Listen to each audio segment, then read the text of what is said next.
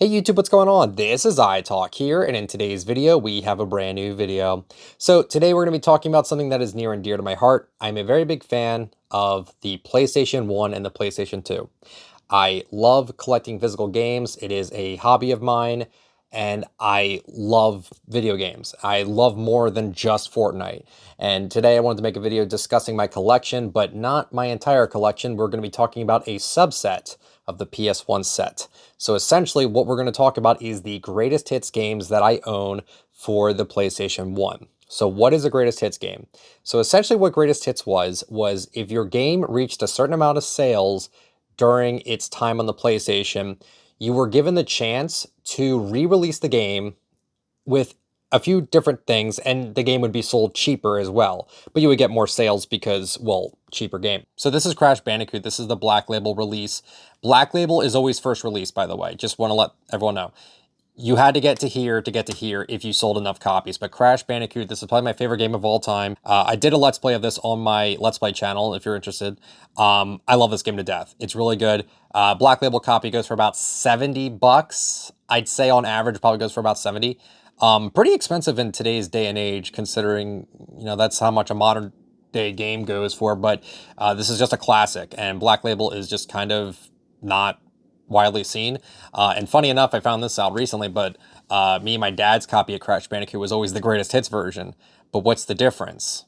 Well, the gameplay, there is zero difference. It's a re-release. So right now we're going to go over exactly what makes a PS1 game a PS1 game. Because I'd imagine if you're watching this from being a subscriber of mine, you might be confused on what a PS1 game even is. So we start off with the spine. This is what the spine looks like for every game. You can see it has the name of the game. They usually follow the same font, but Crash Bandicoot decides, nah, we're not going to do that. We're just going to have a fun little font choice there. You've got the front, which actually also acts as the manual. Remember manuals? Yeah, they don't really do those anymore either. And then on the opposite side, it's another spine. And then you have the back. You have the back art. You have the different words, quotes, the UPC code. So you could like scan that in and all that. How many players is it? What's the memory card size? Who made the game? Naughty Dog made Crash Bandicoot. And then when you open up the game, you have a few more things to go over. So you also have the disc. You have the physical disc that you can play your games on. This is for PS1 games. You could play this on a PS1 emulator. If you dump your game files, you can do that. And then here is the manual. This is kind of a bad example to explain for the Crash Bandicoot manual, because no, I don't think there's any other manuals that actually have the exact same thing on the back as the front. I just find that very funny, but it just has warranty, you know, your notes, if you want to write them down, how to do things, your, you know, box counts, playing the game, starting the game, game over. If you lose all your lives at any point in the game, you'll see this screen. Press yes to confirm from the last save point you earned. Love this game so much. Also the controls, just really cool stuff. And we honestly took this for granted, I feel like, because this is honestly like a really neat little thing. You have your manual, you have your disc, and then you have your back art. And that's what makes a game a complete in box or a CIB, is if it has manual, if it has the disc, and if it has the back art. When I pull the disc out, you'll see there is back art right here. You can see the back art here, and it also coincides with the back here. So this is the front of the back, and then this is the back of the back. So there you go. Pretty cool. So now you know what makes a PS1 game. Just in case you did not know, that's what it is. So we're not talking about Black Label. We're not talking about this. We're talking about the greatest hits, but I wanted to compare the Black Label to the greatest hits to explain to you what the difference is, because obviously there is a difference here, but I want to go over every little bit. So we'll start off with the spine here. Clearly you can see the green and red greatest hits on the top. That's probably what people least like about greatest hits. A lot of people don't like greatest hits games because it's kind of ugly. It's kind of Christmas colory, and, you know, and a lot of people don't really like that. And also, these are usually cheaper than the Black Label, and people like the slick black sort of look to their spines. But if you look on this side too, once again, it says greatest hits. The back art is untouched, at least this part. The back art is completely the same, nothing different there. But you'll clearly notice there are some differences here. So we start off here with the greatest hits that is written on the little end here. This is a part of the back art, by the way. This part is part of the back art. And on the Black Label, you could see they use like a black ridge sort of look. It's just paper. It's not actually ridged, but it's the design, and that's what makes all the PS1 games, PS1 games. But on here, they're like, nah, we're just gonna name it Greatest Hits. And then also the manual takes a hit. The manual is green as well on the spine, and it's not black. As you can see right here, that is black. This is not. Every Greatest Hits has this. Sometimes the colors differ, but they're always green. But sometimes there's different shades of green. And then the disc is different as well. You can clearly see that the disc is like silver. It's completely different than the orange version. So that's how you know when you have a Greatest Hits, is different looking discs and different looking manuals. And then also the back of the manual is completely different. Talks about Crash 2 coming out, because funny enough, Greatest Hits came out around the time when Crash 2 was coming out. So that's why it kind of works that way. It's the same. It's basically the same manual. I don't think there's any differences, but yeah, there you go. That's what makes a PS1 game, and that's what makes a Greatest Hits game. So hopefully you are understanding of that, if you really even care to know, but just thought I would let you know. So that's my example with Crash Bandicoot, as that is my favorite game of all time, but we are going to go over every single one of my Greatest Hits games. I have not played all these. In fact, I'm going to go out on a limb and say I haven't played a majority of these. So I'm just going to explain the games, okay? So we start off with, this is all alphabetical as well, by the way. I made sure that these were all alphabetical. So we have 007, Tomorrow Never Dies. This is a James Bond game made from EA. And you can see, once again, the Greatest Hits on the very top there. And then you have the back art, the most complete Bond experience. So there you go. I've not played that one. Let's move on to another 007 game. This is called The World Is Not Enough. The World Is Not Enough. Once again, made by EA. Got the Greatest Hits there on the spine. And then Bond is back. They did make a game called 007 Racing, but that one did not get Greatest Hits. So obviously it just may not have sold enough copies. If the game is a little bit pricey, I'm going to put them in these like plastic... You can see that they're like these like plastic cases here. That's just to protect like the more expensive stuff. So this is one of the more expensive stuff. This is One Extreme. This isn't actually very rare, but it is still sealed. This thing has never been opened. And yeah, so that's why it's in this case. I want to keep the seal protected. I'm never going to open this. I have no reason to. If I really want to play this, I can just, figure something out with that. But yeah, so One Extreme, Greatest Hits, have not played it. Then we get the sequel here. This is Two Extreme. This one, once again, pretty cheap. Not too expensive or anything like that, but there you go with the spine there. Ollie Method Air Sketching Tweaked Boned. Okay. 1 or 2 players, takes 1 to 3 memory blocks, and this was made by Sony. And that's it. Is there even like a name for who? No, this was made by Sony Interactive Studios. Wow, okay. Interesting. Next, we have Activision Classic Games. So this is 30 Activision-made games on the Atari. So you could play all these games on the PS1, which is pretty cool. Nothing here I'm necessarily super interested in besides maybe ice hockey, maybe Skyjinx. I don't know. I'm not a big fan of the Atari 2600. I was PlayStation and then went up from there, including Xbox. I loved Xbox growing up, but PS1 and PS2 were like my main go-tos. Next we have is Air Combat. This one got a few different releases. I believe this got a long box release and also got a black label release, and then you got the Greatest Hits. Greatest Hits for this is not too pricey. But yeah, Air Combat, really popular game back in the day, so makes sense as to why it did get a Greatest Hits. Now, we're going to talk about this next one. This one isn't too expensive. This one goes for about 30 bucks, but we're going to talk about why this is so pricey. So actually, here's another demonstration here. Give me one sec. Okay, so now it's time to talk about variants. So we already talked about how the Black Label and the Greatest Hits are variants of each other. Black Label is first release, and then Greatest Hits is second release. But funny enough, there was actually a release before the Black Label, and that was the Longbox. So let's move these.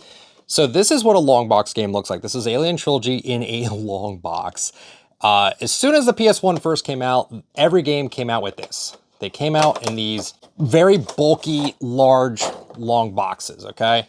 So here's Alien Trilogy in the long box. When you open it up, you've got your manual, which also acts as the cover, and then the disc. There you go. That is what a long box looks like. These were super annoying to collect. I don't enjoy collecting long boxes. There is a niche community out there that does like the long boxes. I think they're neat for what they are, but they're just so bulky and they just don't fit well in any shelving or anything like that. It's just really annoying to hold on to these, but also has like the spine here. This was made by Acclaim and Fox. And then also you got the back here, okay? So this variant, I want to say this goes for like 50 to 60 bucks, Alien Trilogy in the long box, okay? So this was the first release, okay? Now, here we have something in acrylic, okay? This is Alien Trilogy Black Label. You might look at this and think this isn't really anything interesting. It's just like the Crash Bandicoot, right? Well, this is extremely rare. I'm gonna explain why. So, when the long box version of Alien Trilogy came out, it sold well. It sold enough to get a greatest hits, probably around the same time it sold enough to get the greatest hits. Less than a year after the long box release, they then made jewel case variants. So Alien Trilogy on the long box got a jewel case. Not every game did. I can think of, like, I know Psychic Detective did not get a jewel case variant. That's a long box game as well. But with this, I'll even show this off with the acrylic and everything like that. Let's take the thing out. Only like the rarest of the rarest get in my acrylic. I'm talking the game has to be at least like the $400, $500 range and up to get in acrylic. So this is a Black Label variant of Alien Trilogy. So this game goes for about 500 bucks. I'm dead serious. This goes for about 500 bucks. The reason why is because this specific variant was very not populated. Essentially what happened was after the long boxes, we got this, and then they immediately went to greatest hits. So because they produced way more greatest hits than this is way rarer than this. If you want it in like Fortnite terms, because in case you're probably watching, if you're a Fortnite viewer, this is like your purple skull, your pink ghoul. This is what you get right here of the variant. And then this right here is your normal Skull Trooper, no edit styles. This one's your purple skull, pink ghoul. This is like really tough to find. Some of these variants are very expensive, and the Black Label variant for Alien Trilogy, that's just something you never see. So there you go. That's a decent demonstration of what the PS1 games look like, and they all like that. So if it came in long box in the very, middle of the 90s, and then got a jewel case release, and then it would go to greatest hits if it earned the greatest hits. So back on Alien Trilogy, has the Xenomorph on the cover.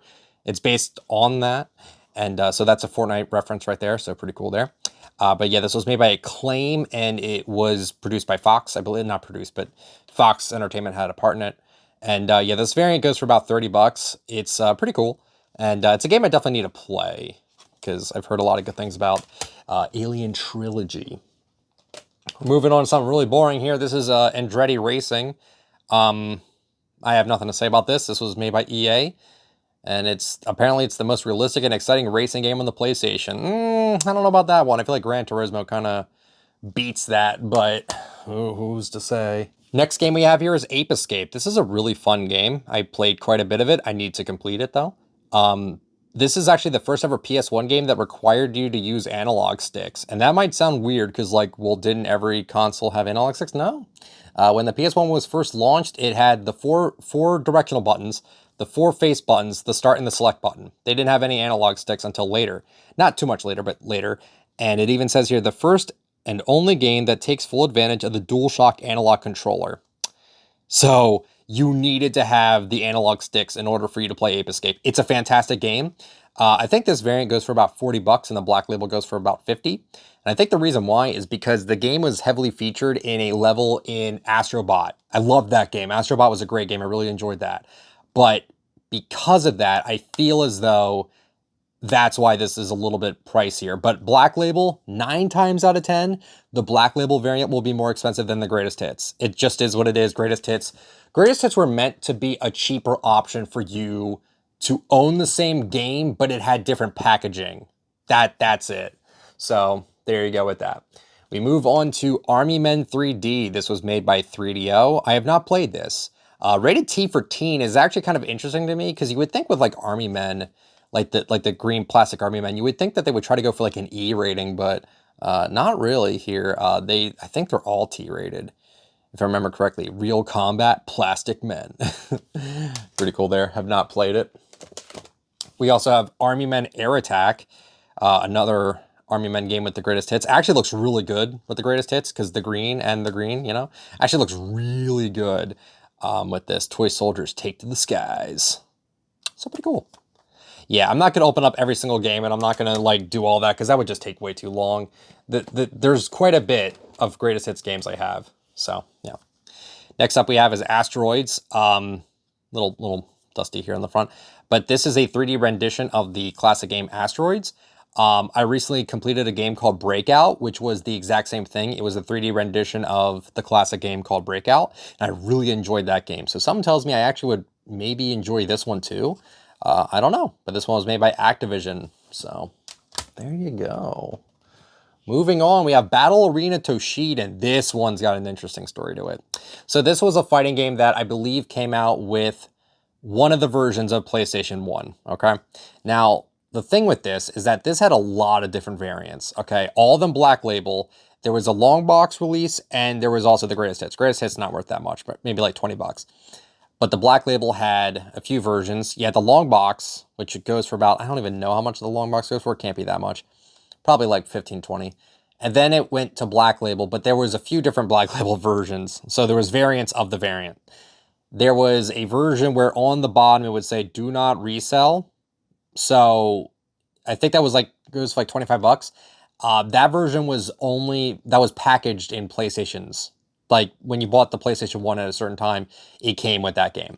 Then there was a version where they had access of those versions and put like black tape on it, and it said 1 or 2 players. That goes for like, I think like 30 to 40. I think that one's a little bit harder to find.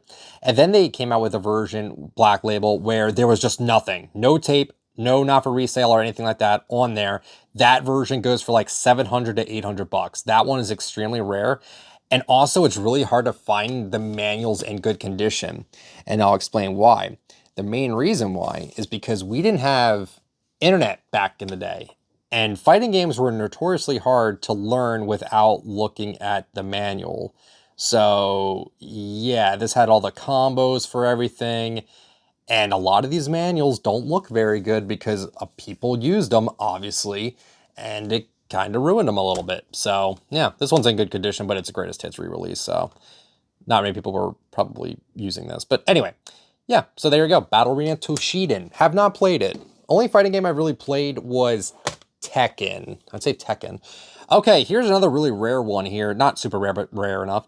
This is a Greatest Hits Demo Disc Volume 1 for the PlayStation. They count this as a Greatest Hit, so I'm going to call it that too.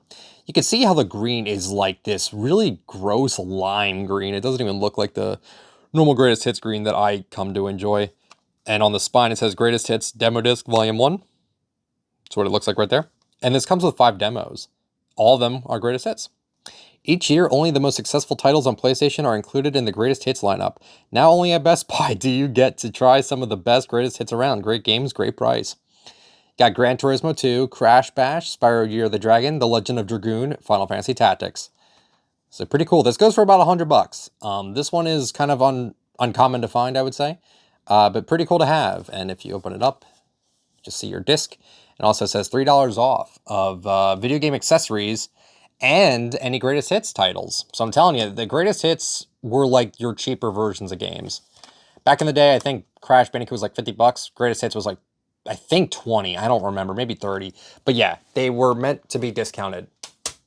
But the price you paid was you had the crappy green on the side, but some people liked them, myself included. Castlevania Symphony of the Night. This is a classic PS1 game. A lot of people really like this one a lot. Once again, you got the spine there with the Greatest Hits. And then the back art is basically unchanged from this angle. And yeah, this is a classic. Yeah, I'm not going to say I played this one. Unfortunately, I need to play it. I will play it. I played a little bit, but not enough for me to really get into it. And I know the soundtrack is banger. I mean, if it says Symphony of the Night, of course it's going to be a good soundtrack. And I have a little story about this game I want to mention. I saw this one YouTuber who said he got this game for $1 at a Goodwill. And the reason why he was able to get that was because the people at his Goodwill mistook this game for a music CD because it says Symphony of the Night on it. So they thought it was like a cheap, they thought it was like a cheap CD. And he got it for $1 apparently, which is insanely cool. So he could have been lying, but I don't know. I don't know why you would lie about that. That seems like a believable story. Next game we have here is Chrono Cross. This is the first game that is in a fat PS1 case. So you can see it's got this little bit here. Now, I want to explain to you what this means. So a game would come like this for 3 different reasons. Number 1, you had multiple discs. 2, you had multiple manuals. And 3, the manual is too big. Okay, I can think like NBA Live 96 Jewel Case had a huge manual, so they had to do that. So in this case, you've got disc 1, you got the manual right here, and then you have disc 2. So in this case, what I find super interesting is that the front, which is always the manual, in these dual jewel cases is not the manual. In fact, it's not. This is the manual right here. So interestingly enough, this could have been the cover, but it's not, because that's not how the double jewel cases work. So pretty cool there. I actually find that quite interesting. So there you go. Chrono Cross. Have not played it. Moving on to some cool games. Cool Borders 2. Cool Borders 1 did not get a greatest hits. So I guess maybe that game didn't do as well, and then 2 picked it up where it left off. The Ultimate Snowboarding Experience. Very cool. So I've not played this one. I heard mixed, but there you go. Moving on to Cool Borders 3. Developed by 989 Studios. They've made quite a few games on the PS1. Cool Borders 3 is without a doubt the best snowboarding game for PlayStation. 34 new dynamic 3D courses, all the tricks and maneuvers. Seems interesting. Seems like a game I actually might try. I'd probably try all of them, though. It's kind of like with my movies. I like to watch all the parts of the movie before I watch like the newest one. Cool Borders 4. This one is another one of these games. The #1 snowboarding series goes huge. Pretty cool. Love the cover. The cover's pretty sweet. So there you go. Have not played it. Finally, talking about some games that, oh, you know what? I missed one because it fell down. It was this one right here. It was Casper, a haunting 3D challenge. I should have talked about this right around the Castlevania, but I did not because it fell. But this was developed by, what was it? Interplay. Have not played it. I'm kind of interested though. This seems like, I don't know. This seems like it'd be kind of bad, so I kind of want to check that out. Crash Bandicoot. Like I said, we're going in alphabetical, so we're in C right here. Crash Bandicoot. My favorite game of all time. I did a Let's Play of this on the iTalk Let's Play channel, so if you want more content, you can check that out. This game is my favorite game of all time. I love this game to death. And, yeah, if you've not played it, play it. This was re-released in the Insane Trilogy version, which that one's pretty good too, but if I can be completely honest with you, I think that the original is just better. Soundtrack is better.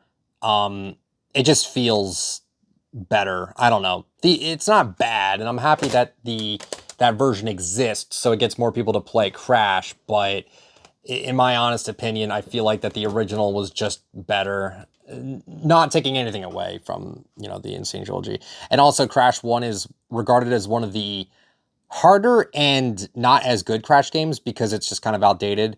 And then people say Crash 2 is probably the best platformer.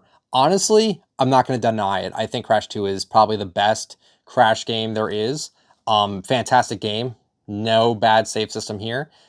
It's just a little easy. I would say that. This is a little too easy. I think Crash 1 was hard enough to the point where I'm like, yeah, this game's really good because of how difficult it is. But this game is fantastic as well. Soundtrack to this. I used a lot of Crash Bandicoot music in my Fortnite commentaries. So yeah, I absolutely adore Crash Bandicoot.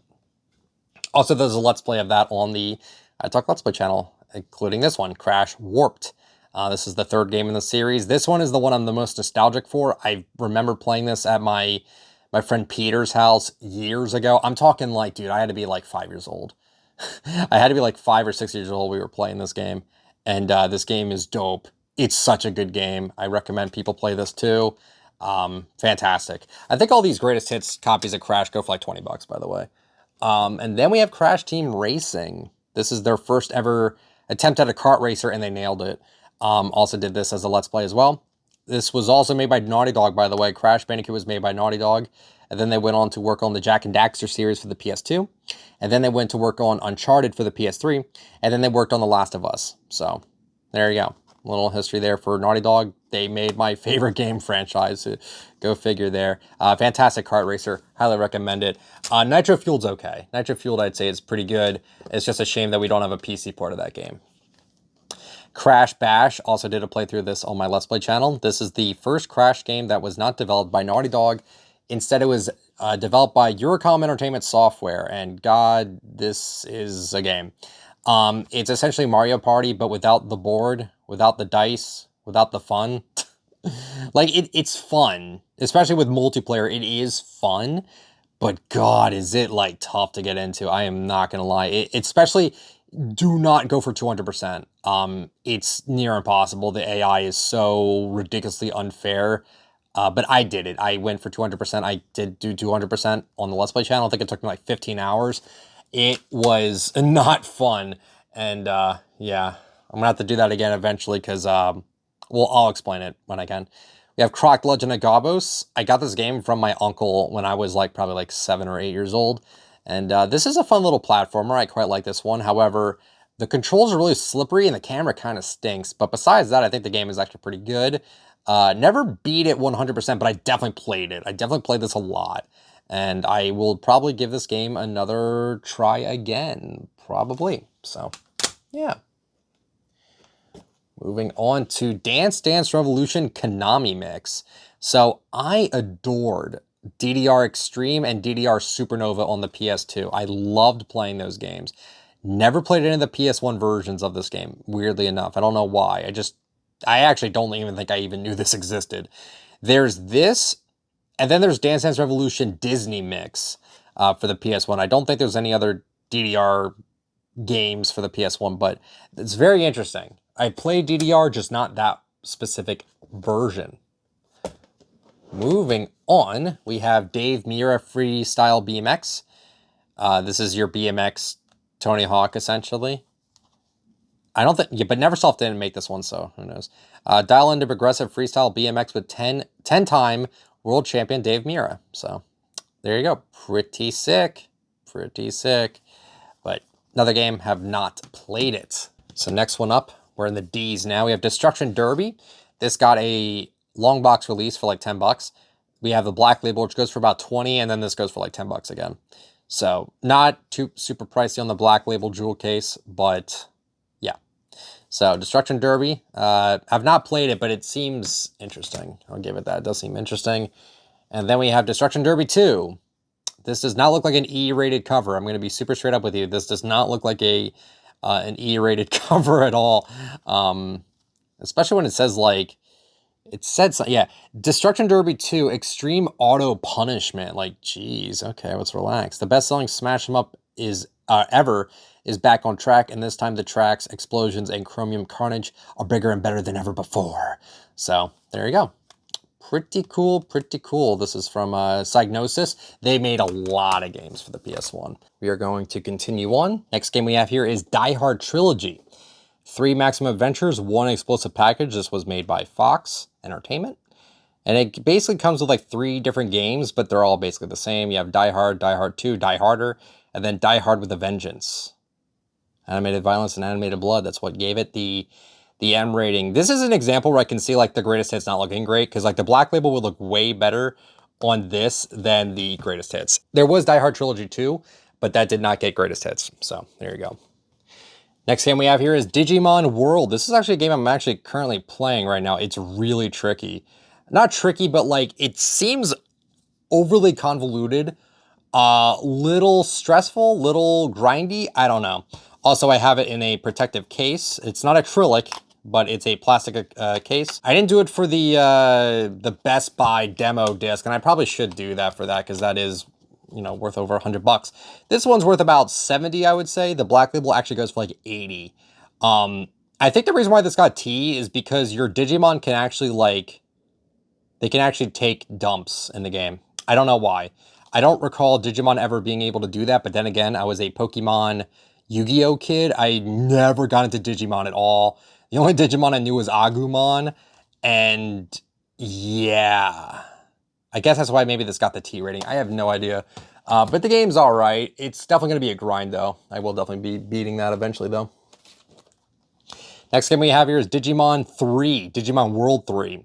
So Digimon 2 exists, but did not get a greatest release. And I had to do like a double take on that. I'm like, are we sure that Digimon 2 didn't get one? Nope. Went from 1, then 3. Just seems a little weird to me. But there you go, Digimon World 3. Save your friends, save the world, save yourself. So, yeah. Is an evil plot brewing in the digital world? Can you do it? Well, I have to beat the first two before I play you, but yeah, this is also in a plastic case. I think this one also goes for like 60 to 70 bucks. I don't have the prices in front of me, so I cannot say. Next game we have here is Digimon Rumble Arena. This one I think goes for like 35 bucks. This one's a little bit pricey as well. Cute, cuddly, and ready to rumble. I know nothing about this game. I've never played it. You know, I'm currently playing the first game, and like I said, that first game might take me, I'm gonna guess it might take me like 30 hours to beat that one just because I'm going for all the achievements and stuff like that, which I should also mention that there is a website called retroachievements.org where you can play retro games and get achievements, even though they were never made to have achievements. It's a community-made effort. It's really cool. Would highly recommend checking that out. Okay, now we move on to, this is one of the rarest games in the Greatest Hits library, okay? There's three really rare Greatest Hits PS1 games, okay? This one I would say is the third rarest, okay? So, here we go. This is Dino Crisis. You might be familiar with Dino Crisis. You may have seen this before. May have seen the cover before. But yes, this is an extremely rare variant of Dino Crisis Black Label. Black Label was released two different ways. The first way is it had a demo for Resident Evil 3 because it was made by Capcom, same people. And then it got a re-release without the demo. And then it got this. This version, they did not make a whole lot of copies of this. I'm assuming because Dino Crisis 2 was like coming out and they didn't want to re-release this anymore. Maybe. I have no idea. But what's also interesting about this spine is that Capcom thought it was a good idea to put Greatest Hits again. Even though the Greatest Hits games all had the Greatest Hits on the top, no, we had to put Greatest Hits right here. I figured that one out. I have no idea why they did that. But yes, this is an extremely rare variant. This goes for about, I want to say like 300 to 400 bucks. It's super rare. So there you go. Dino Crisis, Greatest Hits. Probably the third rarest Greatest Hits game out there. We move on to Disney. So now we have some Disney games here. We have Disney's A Bug's Life. This is a fun little platformer. I did play a little bit of this, but I will need to 100% complete it for achievements. So there you go. I also loved the movie growing up as a kid. I won't lie, I always found the bird to be horrifying. I don't know why the bird scared me so much, but the bird always got me. Like I was scared more of the bird than the bad guy. I don't even remember what the bad guy's name was. I know the main guy's name was Flick, right? Oh man, who was that guy's name? Oh no, what was his name? I don't remember. Next Disney game that got a greatest hits was Monsters Inc. Scream Team. This is a really fun little platformer. This should be considered like baby's first platformer. This is a really fun game. I'm currently playing this one as well right now for achievements. It's really fun. Really easy though. You could easily beat this. It's kind of annoying though. There is like a button mashing segment you have to do. You have to scare a bunch of these robot kids, and to do it, you have to like spam these buttons over and over again. It's a little annoying because like I don't like button mashing minigames at all in games, but because I don't want to wear out my controller. But this is a fantastic game. Would highly recommend it. I think it only goes for like 10 bucks, at least Greatest Hits and Black Label. Now we move on to the second rarest Greatest Hits title. Toy Story 2, Buzz Lightyear to the Rescue. This is the second rarest Greatest Hits title out there. This one goes for about 350 to 450 bucks.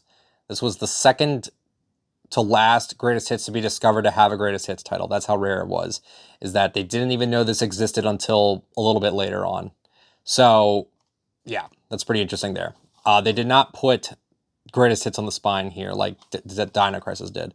No other game did that. I think Tekken 2 did something where the spine where they said Namco's Tekken 2 or something like that, which is kind of annoying. But yeah, so this is Toy Story 2 Greatest Hits. They did actually change this, something with this compared to the Black Label, where there was like a Mexican bandito character that people found to be a little bit too offensive, I guess. So they replaced it in this version. They replaced that with like a blonde cowboy character, I believe. And then this also got a collector's edition release with that. And the reason why I think this Greatest Hits was very sparingly made is probably due to the fact that they were making the collector's version of the game a lot. So because of that, this one was just in the middle of Black Label, Greatest Hits, Collector's Edition, and this one was like very, very limited release. So yeah, this version goes for a lot of money. Toy Story 2, Buzz Lightyear to the rescue. We will get to the #1 rarest when we get there. We're not there just yet. And then the final Disney game to get a Greatest Hits, Disney had some good games, is Tarzan. I've not played Tarzan yet. Toy Story 2, Buzz Lightyear to the rescue. I've not played that, but I will definitely be playing that eventually. So Tarzan had a game. I don't know how I feel about it. I haven't really played it. I've seen some gameplay of it. It doesn't look like the greatest. It's like a side scroller. So maybe it's one I got to check out. So next up we have is Doom. This is very similar to what we talked about with the Alien Trilogy thing. Longbox version, that one goes for about, I think, like 80 bucks. The Black Label version goes for about, like, I'd say 600 to 800 bucks. And then the Greatest Hits goes for like 40. So the Black Label version, once again, super limited run because they were already working on the Greatest Hits releases of this. So the Black Label did not get nearly as much as the Greatest Hits did. And there you go. This is original Doom. All hell's breaking loose. Hard game. Very, very hard game. Especially with like achievements, because some of their achievements are really, really ridiculously hard. Next game we have here is Dragon Ball Z Ultimate Battle 22. This is one of the worst games on the PlayStation. It's very bad. I also have the protective cover on it because this version is actually kind of rare. I think this one goes for like 60 to 80 bucks, while the Black Label I think goes for like 10 bucks. And the reason why the Black Label one goes for so cheap is because they overproduced the Black Label version. Like, they did way too many releases of the Black Label variant. And then they sparingly made some Greatest Hits versions of it.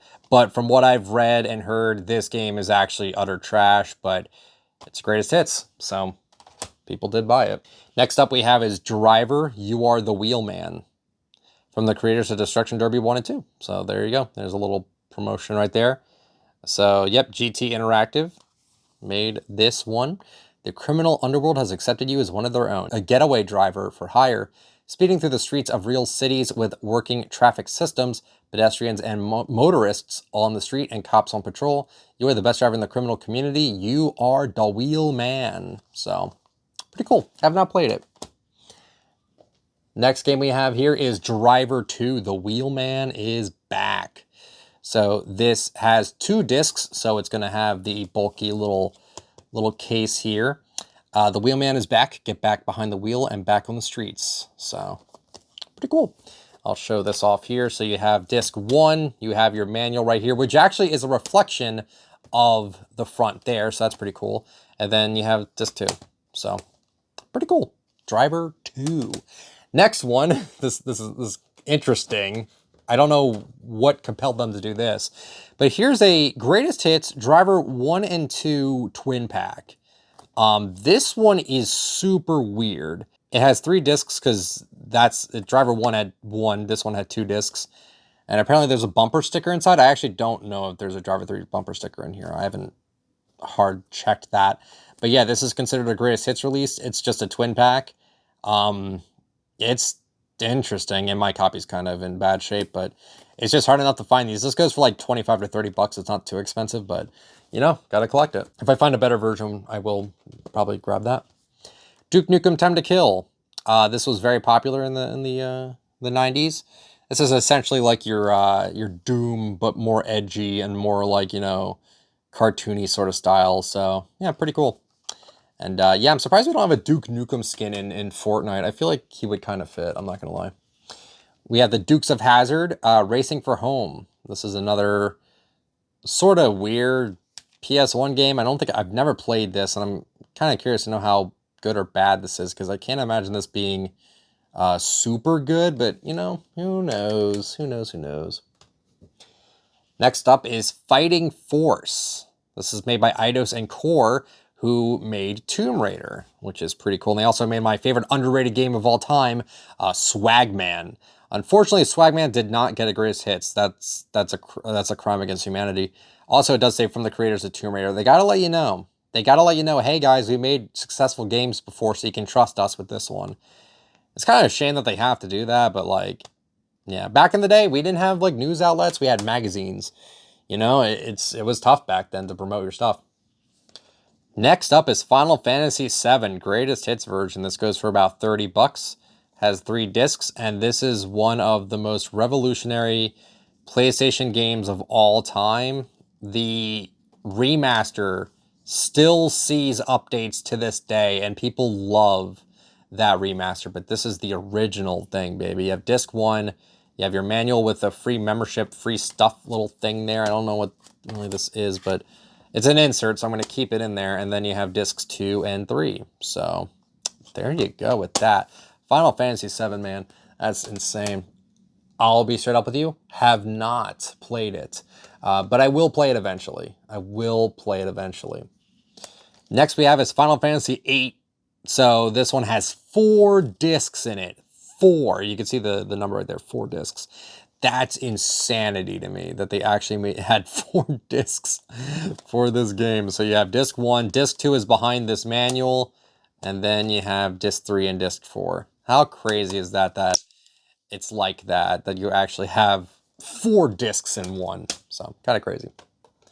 Next one up is we have Final Fantasy IX.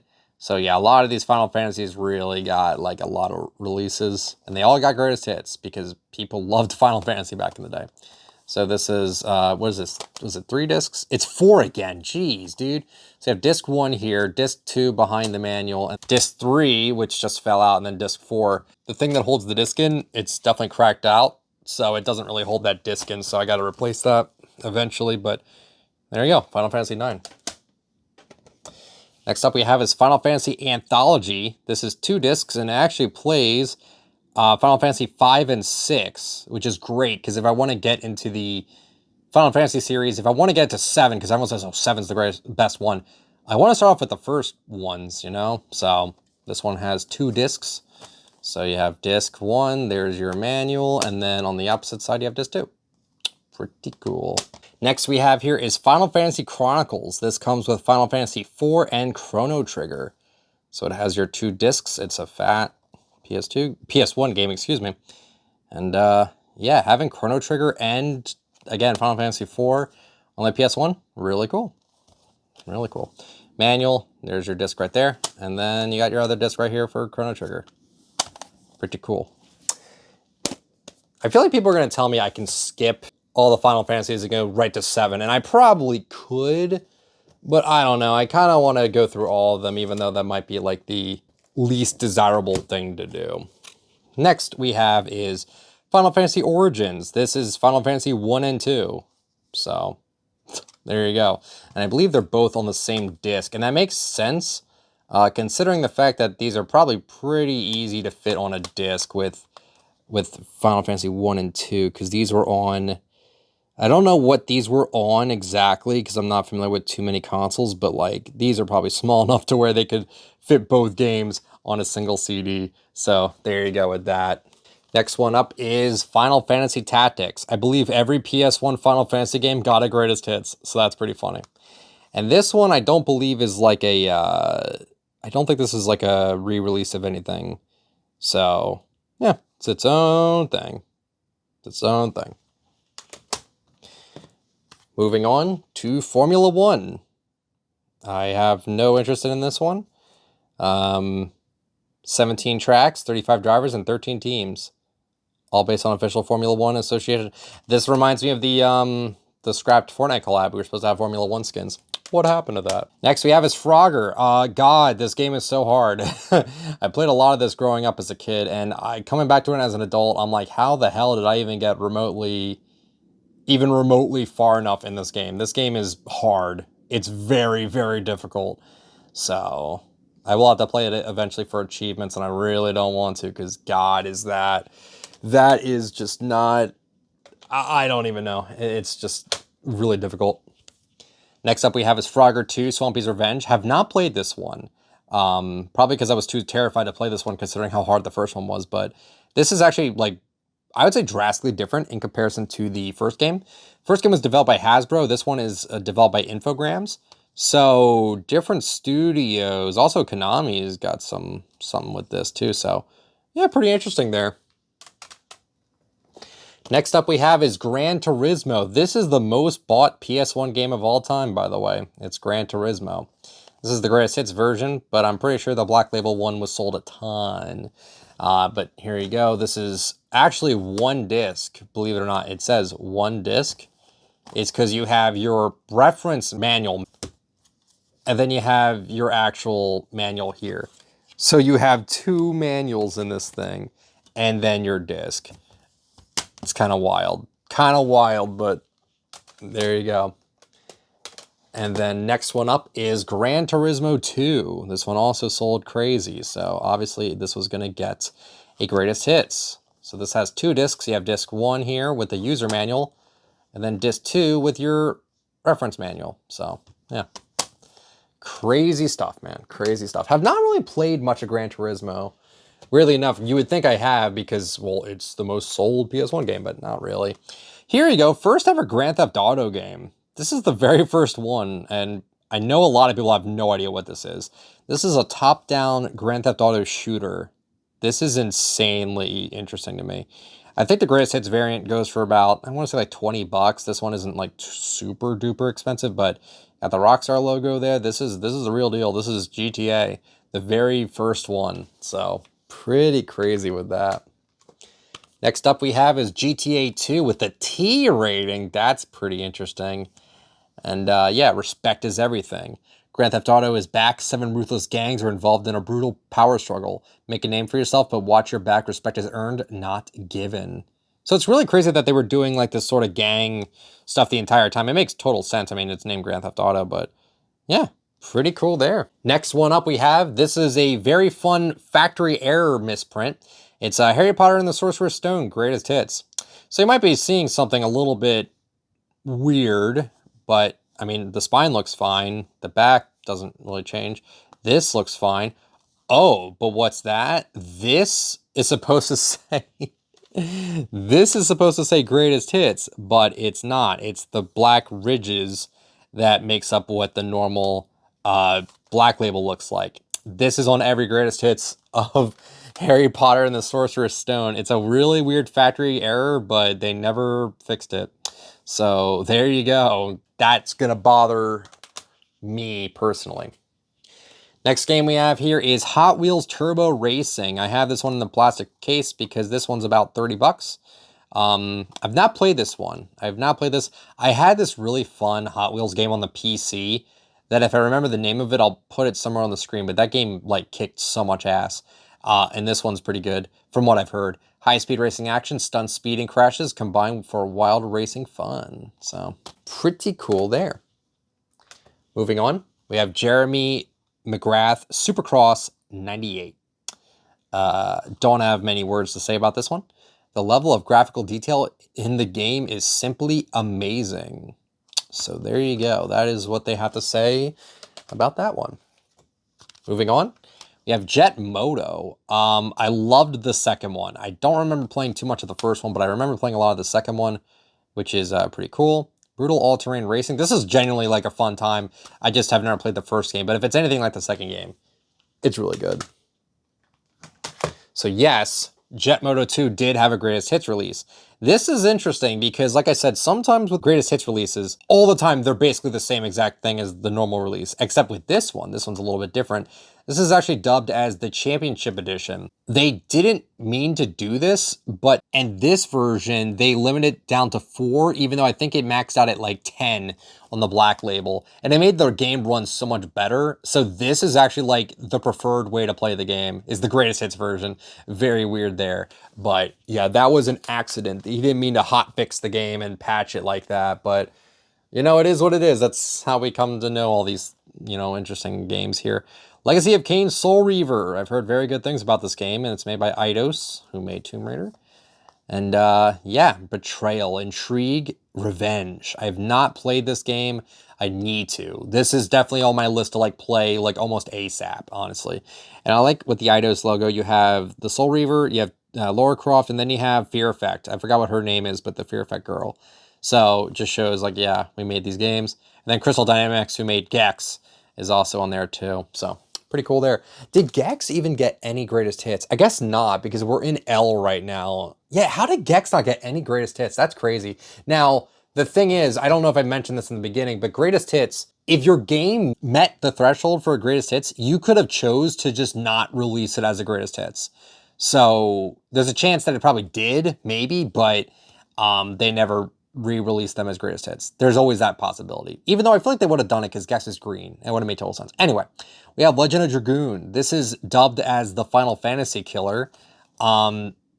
This comes with 4 discs, so let's check that out. We have disc 1, disc 2 is behind the manual, and then disc 3 and disc 4, and also the, yeah, so there is a broken hinge on the thing right there, so this is kind of not held together very well, and unfortunately that is going to be kind of annoying to put back, but yeah, I still have the whole thing. It's still the real deal, but that is going to need a huge replacement sometime in the future. I'll have to do that off screen though. Next game we have here is Loaded. So this once again got I think this got a long box release, got a black label release, and then greatest hits. Long box I think goes for like 40 bucks. Black label goes for 80. Not that much, not like Alien Trilogy and not like Doom. It got the black label release. That wasn't as common, but like it's not that expensive. And then the greatest hits, I think this goes for like 30 bucks. So the cover always like interested me because this didn't look like a balloon to me until you look really close and then you're like, oh yeah, that's a balloon. But like that just looked like a random blue circle that they added there. I just found that to be interesting. Possibly the bloodiest title of the year. Take on the psychotic persona of one of 6 chronically pissed off, homicidal mutants and blast out of the brutal planet Ralph, so you can slash and splatter your way across a lawless and unforgiving 3D morphing galaxy. Best action game of the year. Interesting. Seems interesting. Body bag not included. So, pretty edgy there. Next game we have here is the Jurassic Park Lost World Special Edition. So again, I think that they do something a little bit different here with the with this version in comparison to the Black Label release, but I don't know 100% what they added. Oh, well, it says right here, they added a T-Rex level, mid-level checkpoints, and stronger and longer lives. Apparently that's what they changed with this compared to the Black Label release. So once again, not a ton of games did this. Not a ton of games made different changes to the greatest hits release and just re-released it as normal. But when they did, they definitely did. Madden 98 greatest hits. I have this one sealed because apparently this goes for like 30 bucks. I don't know why. I guess because they didn't make a whole lot of this, but they made a whole lot of Black Label releases. No idea. You can see that there is an NFL logo right there, the little sticker of authenticity right there. And yeah, John Madden looking great, man. Madden 98 is NFL football at its best. I'm surprised no other Maddens got greatest hits. That's so weird. There is a few NFL games that did. We'll get to that. Moving on. We have Matt Hoffman's Pro BMX. So, pretty cool. Featuring the Tony Hawk Pro Skater game engine. That is such a good selling point because the Tony Hawk Pro Skater engine is insanely good. So, very cool that they even have this. Ride like the king of BMX. Pretty cool. Pretty cool.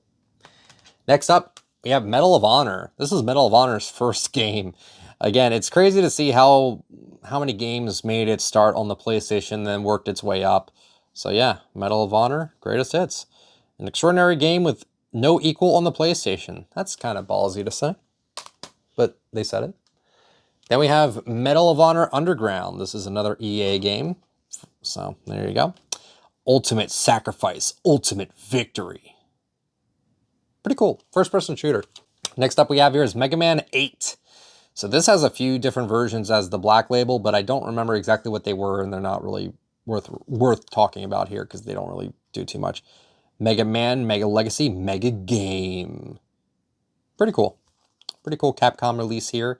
The green and the blue kind of look nice to me. I don't know. I don't hate that. I think it looks pretty cool. Next game we have here, Mega Man Legends. This is the greatest hits release of it. And I have it in the protective case because this goes for about 60 to 70 bucks. And the black label version, probably goes for about 70 to 80, I would say. The blue bomber blasts into a whole new dimension.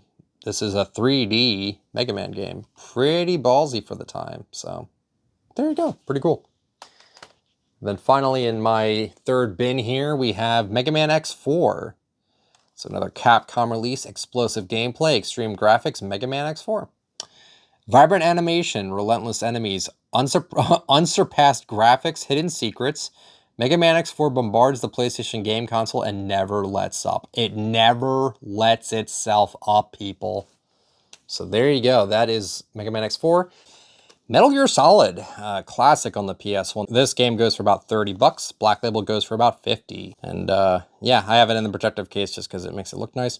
You are Snake, a government agent on a mission to regain control of a secret nuclear weapon base from terrorist hands. So this game's insanely popular, obviously. I mean, he's in Smash. We have Monopoly here with the greatest hits. I love the board game. Never played the PS1 version. There was another game called, what was it? There was a Ubisoft made Monopoly game that I really, really like, but on PC it's terrible. You play them with your friends, which I was doing, and after 2 hours of gameplay, the game would crash. So you would never finish the game. It was utterly stupid, and I wish they would fix it, but they never will because Ubisoft sucks. Next we have here is Mortal Kombat 4. This is a pretty interesting one here. I don't believe this one got a lot of love. I don't think, or no, I'm thinking of a different Mortal Kombat game. I think this one actually was pretty good. So yeah. I think this one was all right. I think this goes for like 30 bucks. Greatest hits, by the way. Next game we have here is Mortal Kombat Trilogy. This was really popular, and a lot of people really liked Mortal Kombat Trilogy. Shao Kahn's final attempt to control the Earth is upon us. This game is on fire. 32 immediately playable characters plus 4 classic characters.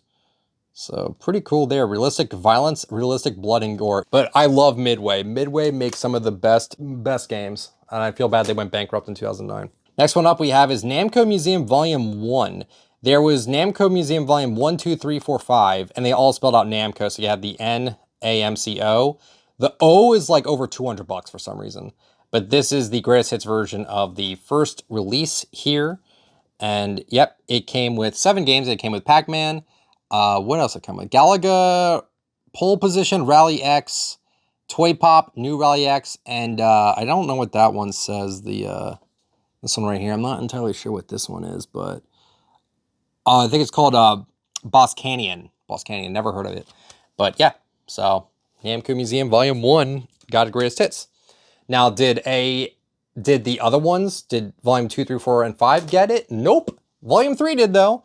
So we have Namco Museum Volume 3. So we have quite a few games here. We have 6 classic hits. We've got Galaxian, Miss Pac-Man, Pole Position 11, Dig Dug, Fozon, and the Tower of Druaga.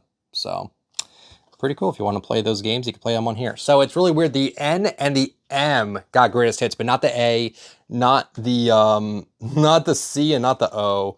And the O, like I said, is like extremely expensive for some reason. I have no idea why.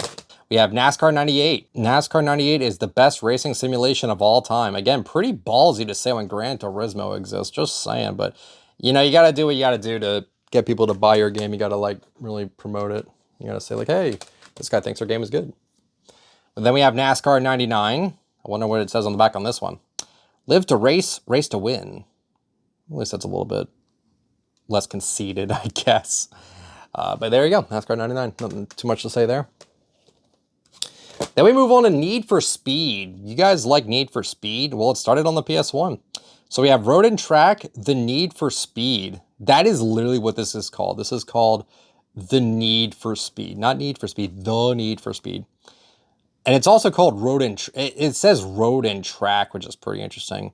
8 purebred exotics. Ooh. Next we have is Need for Speed 2. People love Need for Speed, man.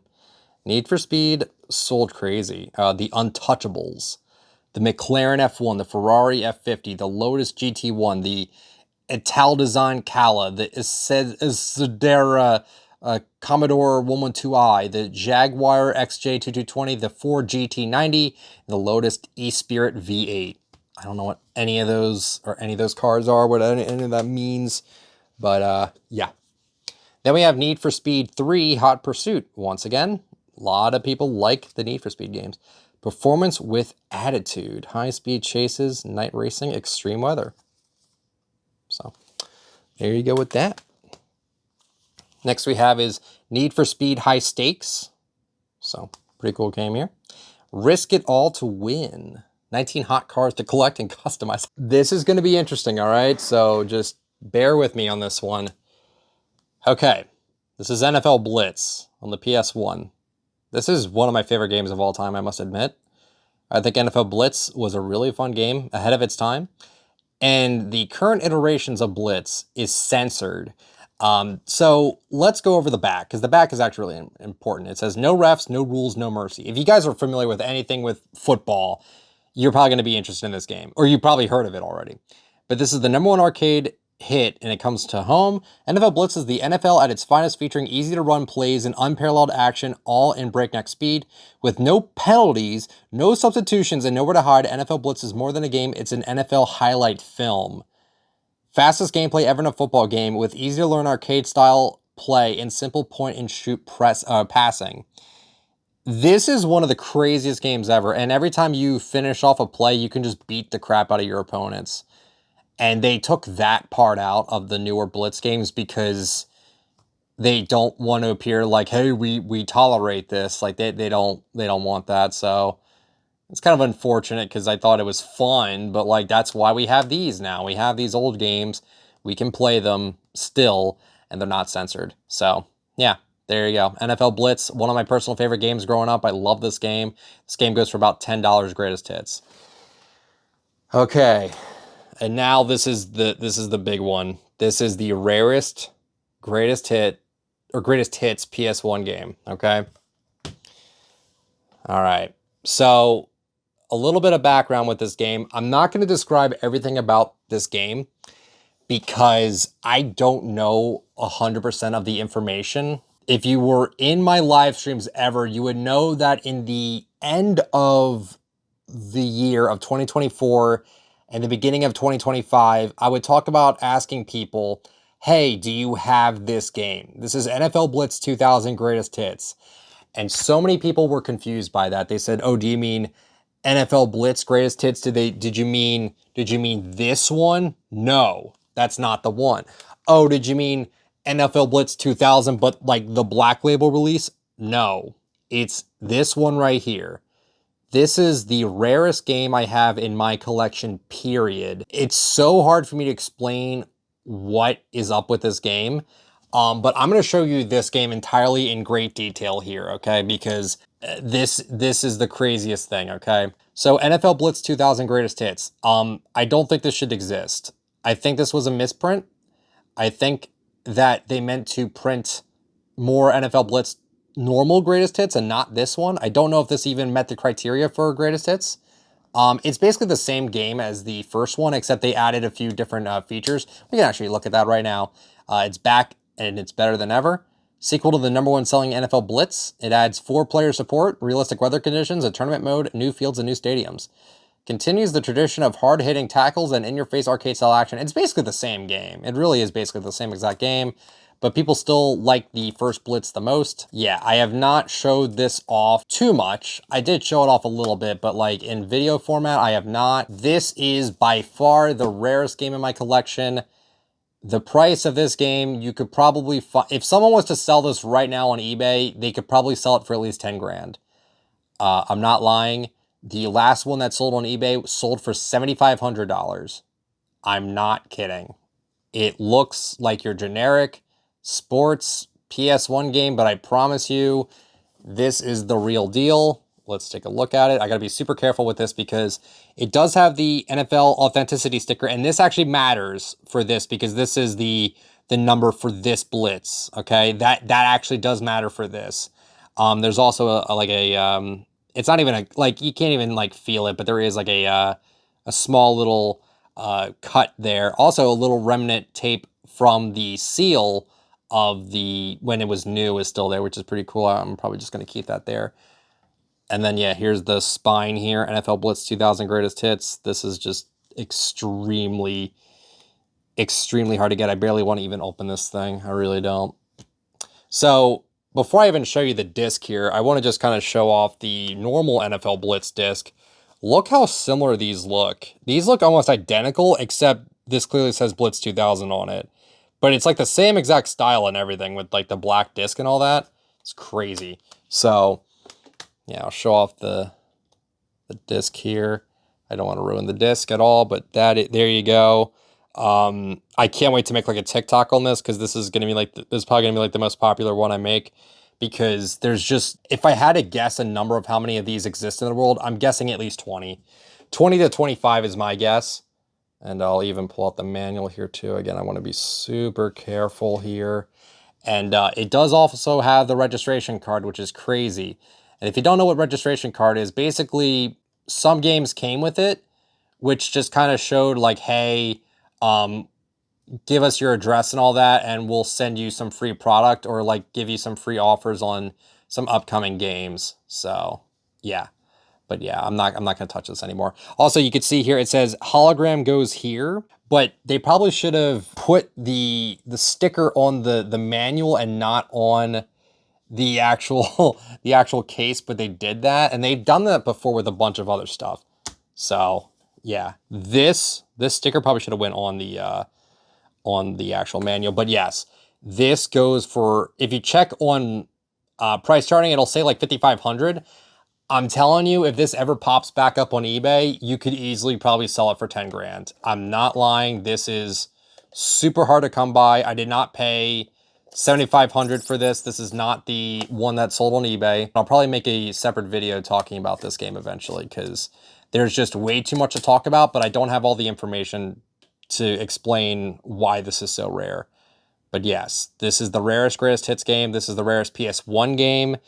The other rarest PS1 thing is the assassin case for Elemental Gearbolt, but that's just that's a briefcase. If you're talking about an actual game, this is it right here. NFL Blitz 2000 greatest hits. This is it. So it's really cool to have. It's my favorite thing in my collection. Now, funny enough, what if I told you that wasn't the last greatest hits I needed to complete the collection? I don't know if it was this one. It might have been this one. It was NFL Game Day Greatest Hits. This got a long box release as well as a black label release. And then a Greatest Hits. This goes for like 10 bucks, but you never see this anywhere. This is a super uncommon version of NFL Game Day. And it's so funny that like, this is just so hard to find, but it's not super expensive or anything. So yeah, NFL Game Day, really hard to find. Next one we have up here is NFL Game Day 97. This one's way easier to find. This one isn't too interesting at all. But yeah, no other game can touch NFL Game Day 97. It's by far the best football game ever made. NHL Face-Off Greatest Hits. This is another really hard one to find. This only goes for like 20 bucks, but this one is just a really hard variant. Like, I don't know, this one just never pops up online. And this alongside the NFL, what was it, NFL Game Day, these were like my last two greatest hits I needed to complete the greatest hits collection. So there you go with that. Not much to say there. As well, we have NHL Face-Off 97. Once again, don't have much to say. This one is actually really common, really easy to find. Five bucks probably. So yeah, nothing too crazy there. Next one up we have is NHL 98, and I have this one in a protective case, because I think this version of NHL 98 is actually pretty hard to find and pretty rare. I don't know how much this goes for. I want to say it goes for like 30 bucks, but I could very well be wrong. This alongside Madden, Madden 98, were just kind of uncommon to find. So yeah, greatest hits of this just is kind of uncommon. So there you go. Next one we have up here is Nuclear Strike. The funny thing about this one is there is a white spine here, and it shouldn't be there. It should say greatest hits.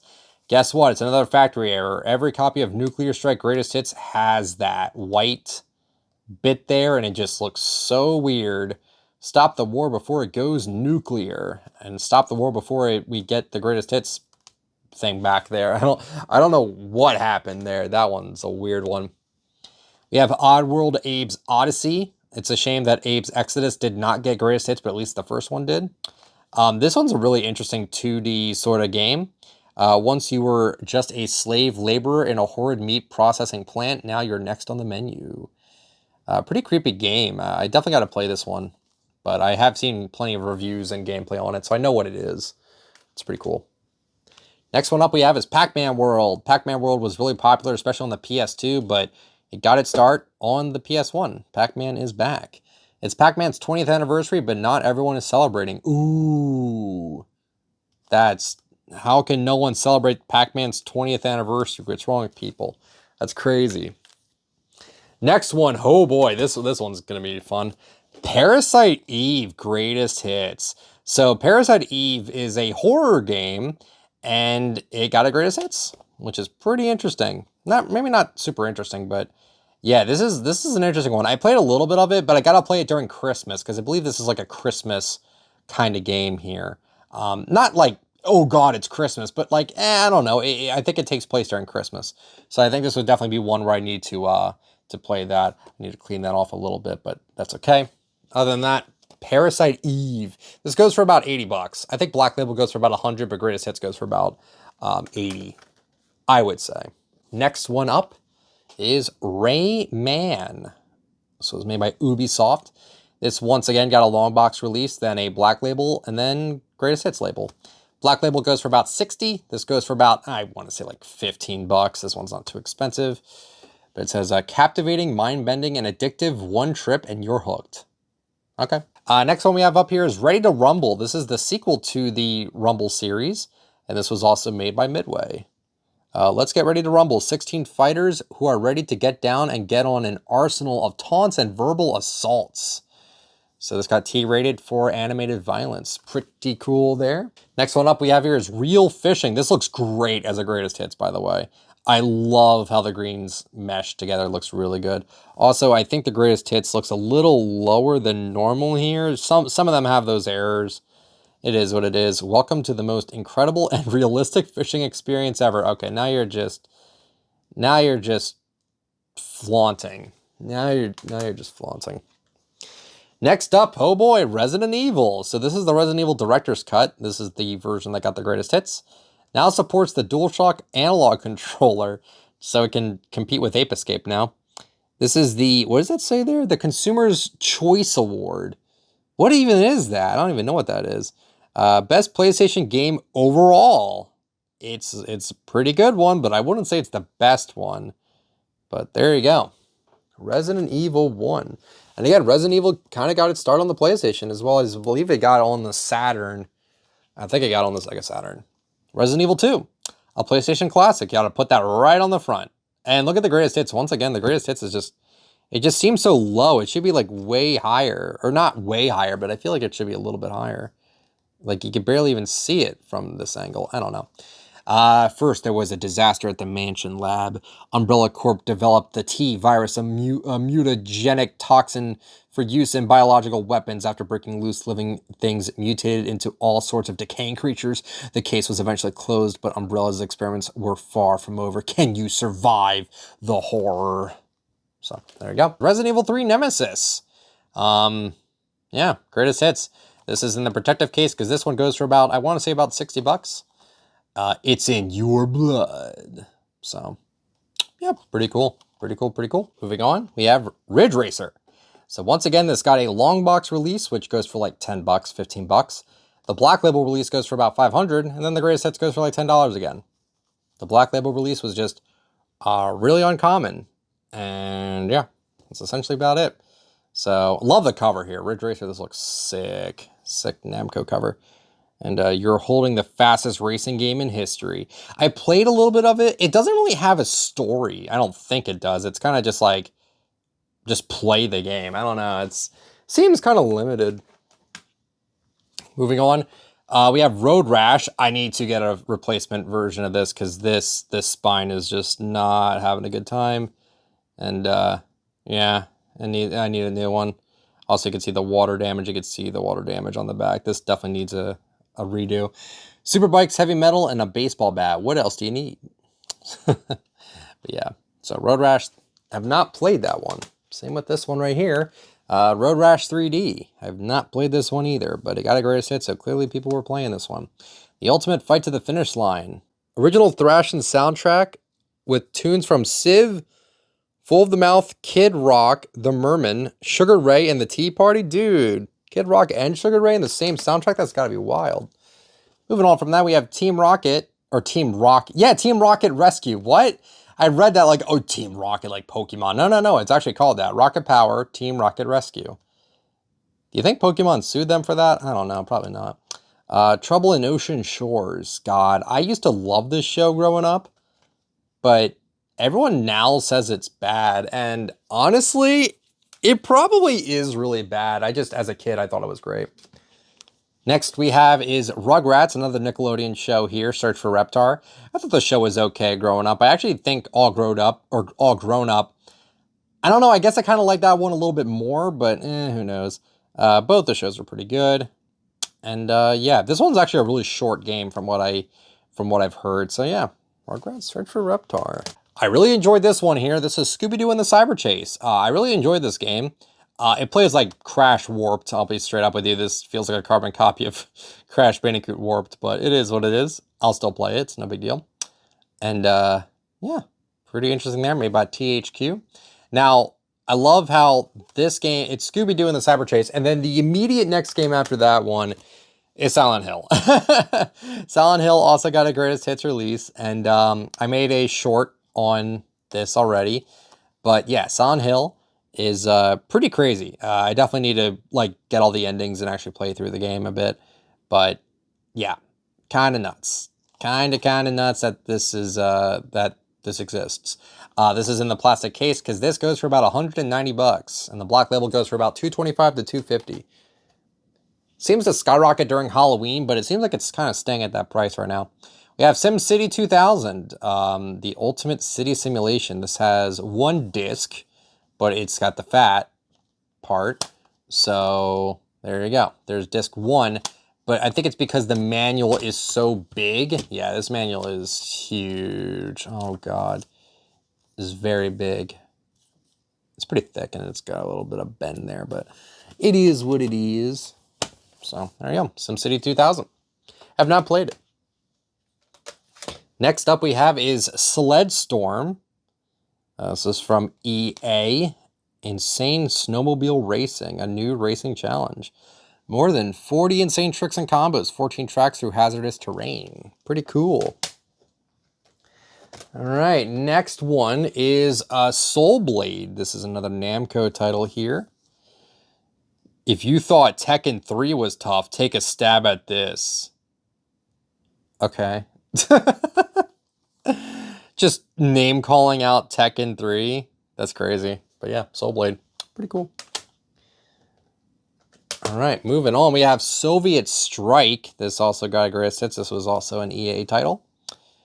Easily hands down the best flight adventure game ever to be made for any system. Again, I these quotes are wild because it's like, come on, man, we gotta relax a little bit, bud.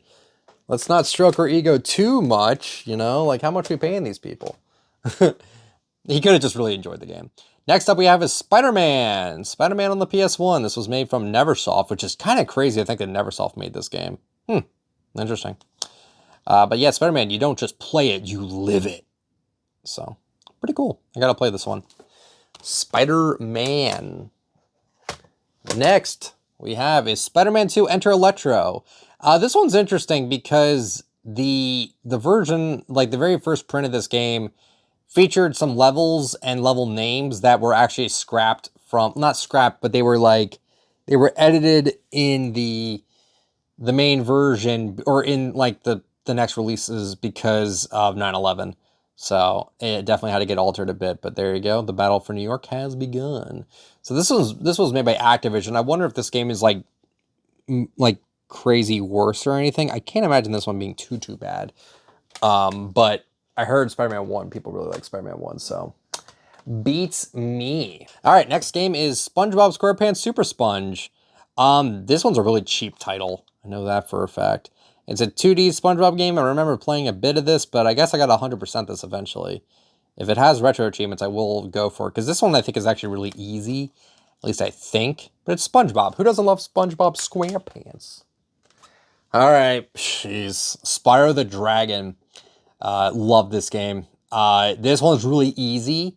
In comparison to Crash 1 being super hard, this one's actually super easy. I already did a Let's Play of this on my Let's Play channel, and this game just kicks a lot of ass. The soundtrack is god tier. The movement's fun. The gameplay is fun. It's just really short, kinda. I would say it's kind of short, but it's also really easy. So, but it's a fun game. Really enjoy it. It's not my favorite Spyro because Spyro 2 Ripto's Rage is actually my favorite Spyro game. This game is basically everything from 1, but way better. The movement and the graphics are way better. The levels are better. The soundtrack, I would say, is actually kind of better. But this is just a really good game. I feel like it got rushed near the end, though, because I also did a Let's Play this, by the way. But the first world is, like, summer. The second world is autumn. And then the third world is winter. And the winter world is so much, like, shorter. Like, I feel like they were working in order, and they just ran out of time. So we never got, like, a spring world. But, yeah, great game. Fantastic. I used the soundtrack of both those games a lot in my content. Spyro 3, Year of the Dragon. Actually, it's just called Spyro Year of the Dragon, not Spyro 3. But it is the third game. And this game was rushed because they wanted to get this out before... as soon as, the Year of the Dragon started, which was, I believe, was the year 2000. It was the year 2000. So there we go. Celebrate the Year of the Dragon with an excellent new adventure. That's how they capitalized on it. Was like, huh, we'll just do it with that. It's pretty funny, but great game. Also did a Let's Play of that. We have Star Wars Dark Forces. I don't really care for Star Wars, so I don't really have too much to say about this. Experience first-person firepower in the Star Wars universe. Yeah, sorry guys, I really don't care too much for Star Wars. Then we have Star Wars Episode 1 Jedi Power Battles. Once again, don't really care too much about any of this. But deflect, defeat, destroy. Next we have here is Star Wars Episode 1 The Phantom Menace. The adventure begins. So, there you go. Pretty interesting there, but again... can't say too much about it because I don't really have too much to really say. Next we have is Star Wars Rebel Assault 2, The Hidden Empire. This has 2 discs. So it's got the big case. You got disc 1, the manual, and then disc 2. And some little thing there. Probably ordered this off of eBay. And they wanted to protect the discs, so I appreciate that. Thank you, thank you, thank you. We have one another in these cases. We have Street Fighter Alpha 3. So I have this in the plastic case. I think this goes for like, I want to say maybe 30 to 40 bucks. I'm not entirely sure, but just a Street Fighter game. Street Fighter Alpha 3 scores a triple KO. So this was released in a few different ways. I think, well, no, not this one. I think this was released in a Fighter's Edge variant, and then this. I don't think it ever got a Black Label release. I don't think it did. Or did it? I think it did. I don't remember. The Street Fighter games are really weird on the PS1. Next up, we have a Stuart Little 2. Never played this, but apparently it's Stuart's biggest adventure yet, so I guess I gotta play it. So, yeah, there we go. Next one up is Siphon Filter, greatest hits version. So this was made by 989 Studios. Directive, eliminate the Siphon Filter virus. Ooh, pretty cool. So, it's a game I gotta play. I'm ready to play that one. Same with this, Siphon Filter 2. So, funny enough, on the back, I think they spelled it Siphon, like, Fighter, but not this version. I think the Black Label release had that for a while, and then they fixed it. This has 2 discs. Disc 1 with your manual, and then disc 2 right there. So, there you go. Siphon Filter 2. Another game I need to play. As well as the third one, Siphon Filter 3, Greatest Hits. So this one also, this has 1 disc, but it comes in this. I think it's got 2 manuals. Got this right here, and then, yep, you got the weapons guide. Oh God, I want to talk about this for a video so bad, but there's a really rare variant of Siphon Filter 3. The first release of Siphon Filter 3 was in what we dub it as the American flag cover. We also say it's like the 9/11 edition because it got pulled from store shelves near immediately because Sony said, yeah, the cover was just bad. So they said, you have to do a different cover. So then we got this. But that version is very scarce and it's kind of hard to find. So yeah, that's an interesting story to tell. That will eventually get a TikTok. Eventually, especially because I may have one in my possession, and I may have one that I want to open. So we'll see when I do that, but I am interested in doing that, but we'll see. I kind of want to like, I almost kind of want to put a bounty on it. Like, listen, if you guys get me like 1,000 likes on this TikTok, then maybe I'll open up the Siphon Filter 3 and showcase what's inside, because a lot of people see a lot of sealed Siphon Filter 3s, especially online, but they don't see them like opened, because most people that got them graded, and then that was it. They never like opened it up or anything like that. Like, I'd be hard pressed to find or know anyone that has a Siphon Filter 3 that is graded and sealed. I want to see one that's open, because I don't see any of them that are like ever open. But moving on, Tekken got a few releases, got the long box treatment. Also got a black label variant, which goes for about 120 bucks. And then it got this greatest hits variant. Tekken jostles with Ridge Racer for consideration as the best PlayStation game yet. Bar was pretty low if you're thinking Ridge Racer was the best game. It's a good game. Ridge Racer's fun, but like the best game? This was 95, so you gotta give it a little bit of like patience with that one. They were just starting out. Tekken 2. So there you go. We got Tekken 2 here. And not on the greatest hits release, but yeah, the black label would say like Namco Tekken 2, which is kind of annoying. More than a sequel, the undisputed #1 fighting game on the planet. Jeez, Namco. Rubbing in more. And then Tekken 3. This is arguably the best fighting game on the PS1, I would say. So there you go. The fight of your life. I played a ton of Tekken at like the movie theaters. If you guys have ever been to like your movie theater, and like back in the day, they sometimes would have a, they'd have like a Tekken tag tournament. God, I remember playing that so much. It'd always be all the furry characters. No idea why. I always wanted to just be like a kangaroo, or like a, I don't know, like the bear, or like the all wooden guy. Yeah, he was dope. We have 10 Pin Alley here. This is looks like a bowling game. Hit the lanes with all the pin crashing, wall shaking personality of real bowling. Cool. So there you go with that one. Next we have is Tenchu Stealth Assassins. Live by honor, kill by stealth. Ooh. Tenchu Stealth Assassins. Tenchu is one title that ninja fans cannot miss. Cool. Cool. I've not played Tenchu, and I also have not played Tenchu 2, Birth of the Stealth Assassins. Live by honor, kill by stealth. Got that right on the cover again. Create your own stealth ninja missions with the mission editor model. That's kind of sick. I kind of like that a lot. That's actually really, really cool. Pretty sweet. Next we have is Test Drive 4. Don't have too much to say about this one. Don't know anything really about it. Beauty versus Beast. One smoking racing game. Dude, they're just cars. Maybe I don't get it because I'm not really a car guy, but God, man. Test Drive 5, 97% nearly flawless. A must-have for all racing enthusiasts. 97%. You put that on your cover, dude. Bigger, badder, faster. God. All these games are trying to just sell you like, hey, this guy thinks our game's great. So we're going to put it on the cover. Then we have Test Drive Off-Road. Hot soundtrack by Gravity Kills. I thought this had Gravity Falls for a second there. TVT recording artist. A wild ride. Circuit track racing in the world's hottest production. 4x4 vehicles. Cool.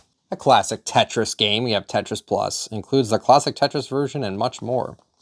I love Tetris. Tetris is really, really fun. So, yeah.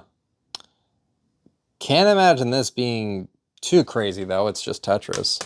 Let's see, next we have here is TNN Motorsports Hardcore 4x4. You'll need tough studs and big bolts. Get bent over. Okay. I will. Thank you.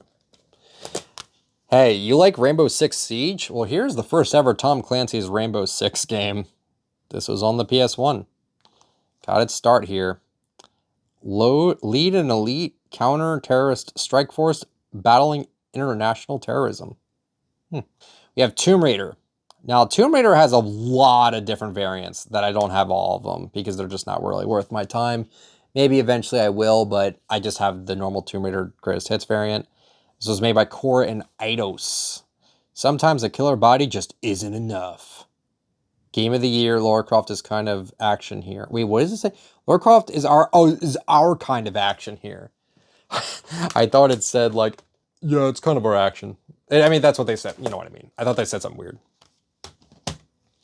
Next we have is one I'm going to have to replace. It's Tomb Raider 2. I played a lot of this growing up as a kid. Didn't get far in it because I didn't know what I was doing, but I really enjoyed this game as a kid. The intro always scared me, man. Today's hottest game character. Look at that water damage, though. Holy, that is really bad. Really bad water damage there, but pretty cool. Pretty cool game nonetheless. I will have to complete these eventually. Then we have Tomb Raider 3. And it also includes a demo of Tomb Raider The Last Revelation. Does it really? I don't believe you. I don't know if it does come on that disc. It probably does, because I've never seen this in a double jewel case. Bigger, badder, and better than ever. So, cool. This is the third game in the Tomb Raider series. And then the fourth one was Tomb Raider The Last Revelation. And then there was another Tomb Raider game that they made, and that did not get greatest hits. An epic Egyptian adventure, The Last Revelation. Pretty cool. I forgot what it was. Tomb Raider something. Oh my god. Yeah, Tomb Raider Chronicles. I remember that was the name, but I'm like, was it really that one? Yeah, I guess it was. Tony Hawk's Pro Skater. Very cool. Very, very cool game. Go Big Hawk style. Really cool, man. Tony Hawk. Can't even complain about Tony Hawk. Tony Hawk's Pro Skater 2. Once again, banger. Banger game, dude. Hawk's back with new technology, new pads, and new tracks.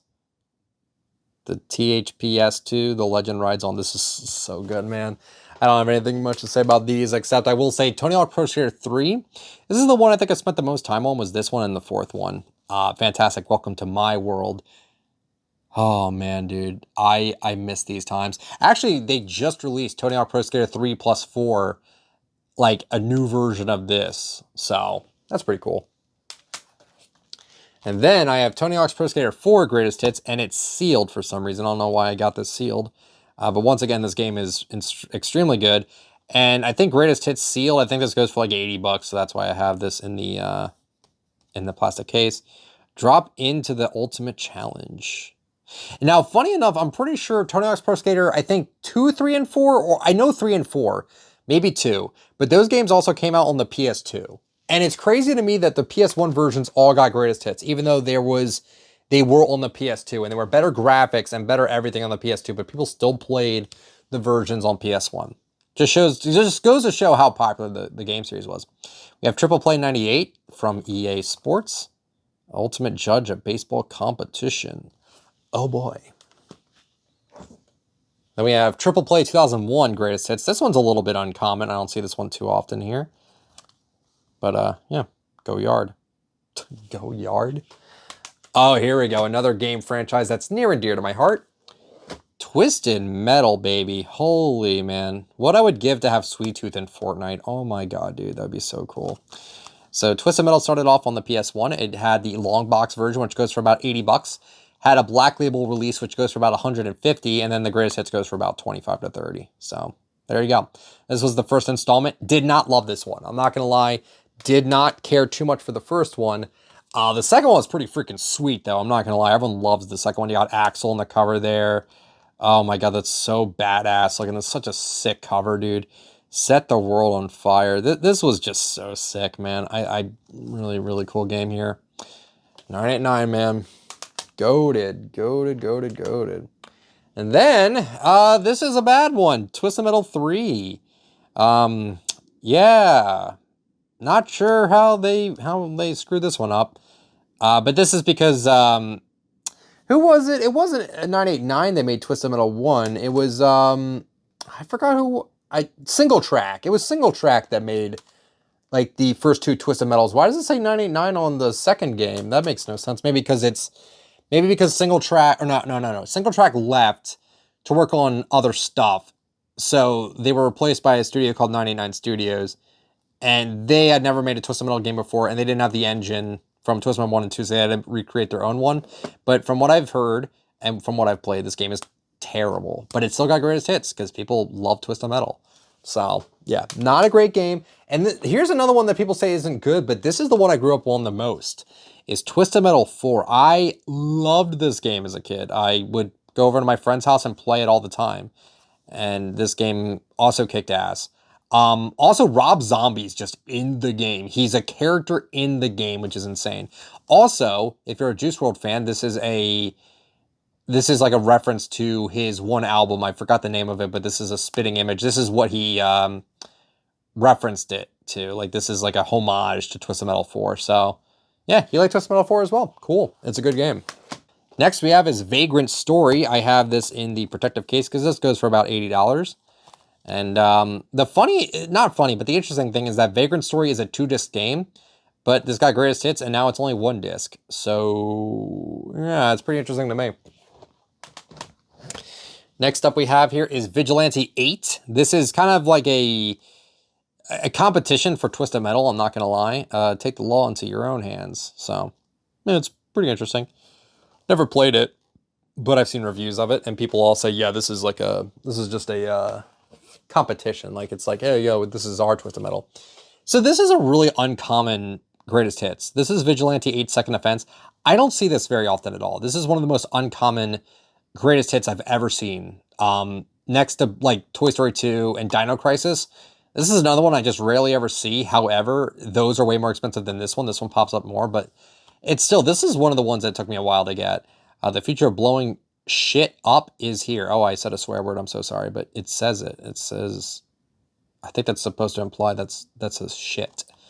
The only vehicular combat game that matters. That is so toxic. Twisted Metal was way better. Get out of here. Get out of here. We got Warhawk. Greatest hits. This one I think goes for a little bit. I don't know exactly how much. But yeah, I believe this is where Single Track went. Single Track went to work on Warhawk and then came back to work on Twisted Metal later. So yeah, because I think one of the bosses in Twisted Metal Black is named Warhawk, and that's in reference to this game, which is pretty cool. I quite like that a lot. And the last one in this little section here is WCW Nitro. You got Hollywood Hulk Hogan, you got The Big Show, you got Sting on the cover, looking really, really sick there. Too much for you? So, yeah, cool. You got Diamond Dallas Page there. You got, I want to say that's Nash. Wait, is that Nash? That might be Nash. And then you got Scott Hall, rest in peace. A lot of legends there. Next one we have is WCW versus the World. So I got Sting on the cover once again. Hot wrestling action. Oh my God, they got Eddie Guerrero on the back. Oh, they got Chris Benoit too. Oh, that's awkward. Lex Luger, Dean Malenko, Ric Flair, Hulk Hogan. That's Hollywood Hulk Hogan to you. And then, yeah, Eddie Guerrero. That's not how is that how they spelled his name back then? Because I know it was E-D-D-I-E, but that's still really cool that he's on the back. I didn't even know that. That's really cool. Never played it. I played SmackDown vs. Raw and Here Comes the Pain. Those are my favorite wrestling games. I've not played any of the PS1 versions. Next one we have here is Wheel of Fortune. This is the second, I think this is the second version. I think that's what it's supposed to be called or something like that. I have no idea, but now you're in the game apparently. Pretty cool. So there you go. Never played Wheel of Fortune. Oh, this is the one I was thinking of. Excuse me. It was Who Wants to Be a Millionaire, the second edition. Yeah, I'm pretty sure that's Regis Philbin on the front, if I had to guess. And then, yeah, this is the second edition of Who Wants to Be a Millionaire. Enjoy the hottest TV game show on PlayStation. Pog. Next, we have is Wipeout. This greatest hits variant, I would say, is probably a little bit rare. I'd say it's probably worth about maybe 30 bucks.